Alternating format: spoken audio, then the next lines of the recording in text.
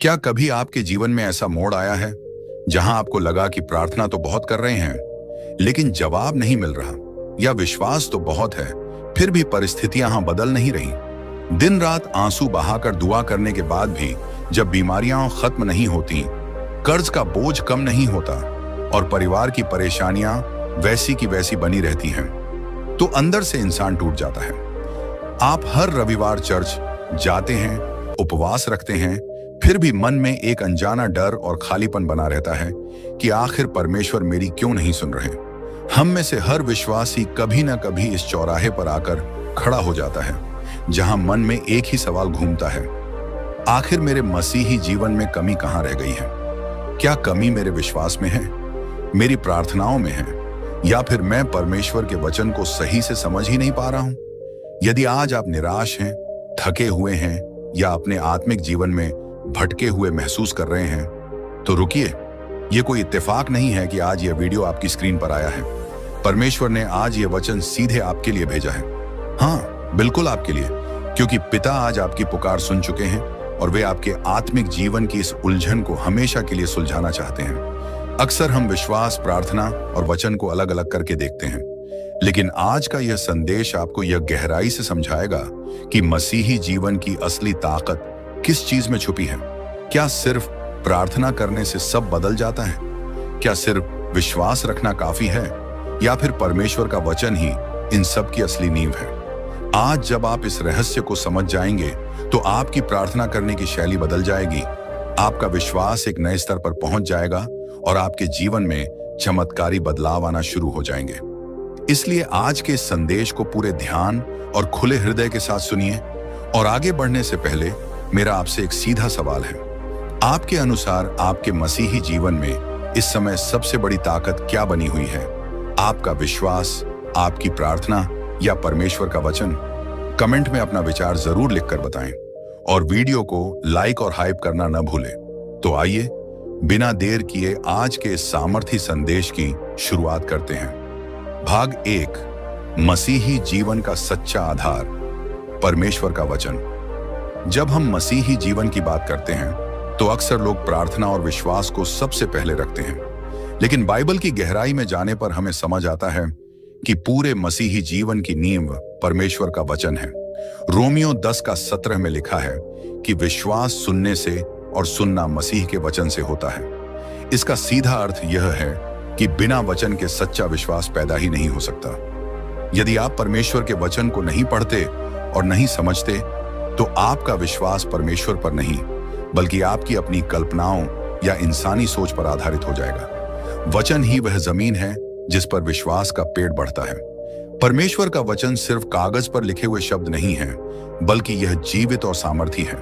जब आप जीवन की किसी भी समस्या का सामना करते हैं तो आपको यह जानना जरूरी है कि परमेश्वर ने उस परिस्थिति के बारे में अपनी पवित्र बाइबल में क्या कहा है। बिना वचन के की गई प्रार्थना अक्सर सिर्फ हमारी इच्छाओं की सूची बनकर रह जाती है, लेकिन जब आप वचन को समझकर प्रार्थना करते हैं तो आप परमेश्वर की इच्छा के अनुसार प्रार्थना करते हैं। यीशु मसीह ने भी जब जंगल में शैतान का सामना किया तो उन्होंने अपनी किसी मानवीय शक्ति या सिर्फ भावना का इस्तेमाल नहीं किया, बल्कि बार बार कहा, लिखा है। इसलिए मसीही जीवन में परमेश्वर का वचन वह सबसे पहला और सबसे महत्वपूर्ण स्तंभ है जो हमें सत्य की पहचान कराता है और हमारे विश्वास को अटूट बनाता है।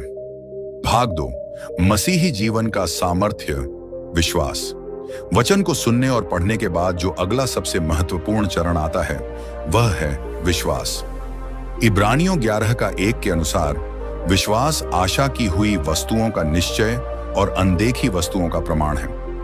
परमेश्वर का वचन आपको यह बताता है कि परमेश्वर क्या कर सकते हैं, लेकिन विश्वास वह कुंजी है जो परमेश्वर के अनुग्रह और आशीषों के दरवाजे को आपके जीवन में खोलती है। वचन पढ़ने के बाद भी यदि आपके हृदय में संदेह है तो वह वचन आपके जीवन में फल नहीं ला पाएगा। विश्वास का मतलब यह नहीं है कि परिस्थितियां आपके अनुकूल हों तभी आप परमेश्वर पर भरोसा रखें। सच्चा विश्वास वह है जो तूफानों में भी स्थिर रहता है। जब अब्राहम को बुढ़ापे में संतान का वादा मिला तो परिस्थितियां पूरी तरह से विपरीत थीं, लेकिन उसने परमेश्वर के वचन पर विश्वास किया और वह विश्वासियों का पिता कहलाया। बाइबल कहती है कि बिना विश्वास के परमेश्वर को प्रसन्न करना अनहोना है। जब आप परमेश्वर के पास आते हैं तो आपको यह विश्वास होना चाहिए कि वह है और अपने खोजने वालों को प्रतिफल देता है। परमेश्वर का वचन बीज है और आपका विश्वास वह उपजाऊ मिट्टी है जहां वह बीज अंकुरित होकर 100 गुना फल लाता है। यदि आपके पास वचन है लेकिन विश्वास नहीं, तो आप परमेश्वर के सामर्थ्य को अपने जीवन में प्रकट होते हुए नहीं देख पाएंगे। भाग 3, परमेश्वर से संबंध और संवाद, प्रार्थना। अब बात करते हैं तीसरे सबसे मुख्य स्तंभ की, जो है प्रार्थना। यदि वचन परमेश्वर का हमसे बोलना है, तो प्रार्थना हमारा परमेश्वर से बोलना है। यह केवल एक धार्मिक क्रिया या कुछ शब्दों को दोहराना नहीं है, बल्कि यह सृष्टिकर्ता के साथ एक जीवित और गहरा संबंध है। मत्ती 7:7 में यीशु ने कहा, मांगो तो तुम्हें दिया जाएगा, ढूंढो तो तुम पाओगे, खटखटाओ तो तुम्हारे लिए खोला जाएगा। प्रार्थना वह माध्यम है जिसके द्वारा हम अपनी चिंताओं, अपनी जरूरतों और अपने दिल की बातों को परमेश्वर के सामने रखते हैं। लेकिन यहाँ सबसे महत्वपूर्ण बात यह समझना है कि प्रार्थना बिना वचन और बिना विश्वास के अधूरी है। जब आप वचन के वादों को अपने दिल में रखते हैं और विश्वास के साथ प्रार्थना करते हैं, तब आपकी प्रार्थना में स्वर्ग को हिलाने वाली ताकत आ जाती है। याकूब 1:6 में चेतावनी दी गई है कि पर विश्वास से मांगे और कुछ संदेह न करे, क्योंकि संदेह करने वाला समुद्र की लहर के समान है जो हवा से बहती और उछलती है। प्रार्थना परमेश्वर के साथ आपकी रोजाना की बातचीत है।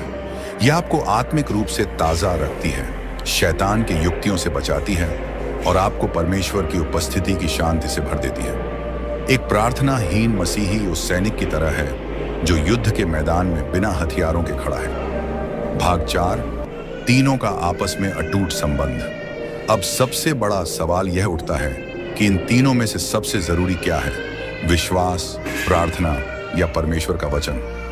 इसका सच्चा और गहरा आध्यात्मिक उत्तर यह है कि ये तीनों अलग अलग चीजें नहीं हैं, बल्कि ये एक ही मसीही जीवन के 3 अटूट हिस्से हैं।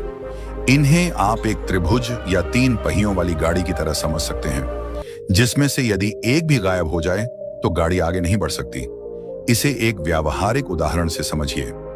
1, परमेश्वर का वचन आपकी नींव है। यह आपको बताता है कि सत्य क्या है और परमेश्वर की इच्छा क्या है।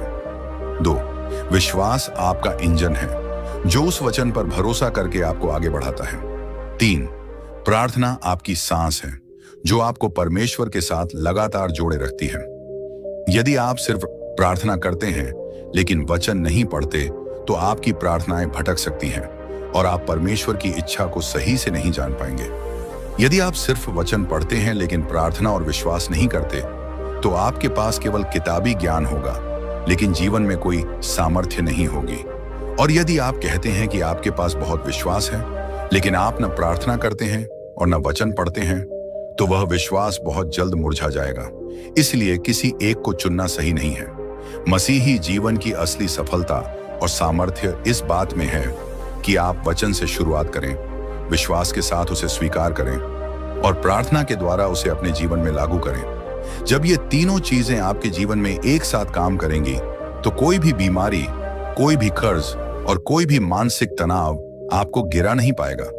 आज परमेश्वर आपसे यही कहना चाहते हैं कि अपने आत्मिक जीवन को संतुलित कीजिए, केवल एक चीज पर निर्भर मत रहिए।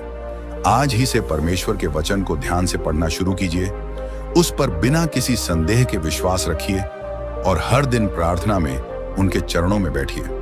जब आप इन तीनों स्तंभों को अपने जीवन में मजबूती से थाम लेंगे, तो आपका मसीही जीवन फलवंत, सामर्थी और जयवंत बन जाएगा। यदि इस संदेश से आपको आशीष मिली है, तो चैनल को सब्सक्राइब करके हमारे मसीही परिवार का हिस्सा जरूर बने। इस वीडियो को लाइक करें और कमेंट में आमीन लिखकर प्रभु की महिमा करें। परमेश्वर आपको बहुतायत से आशीष दें। जय मसीह की।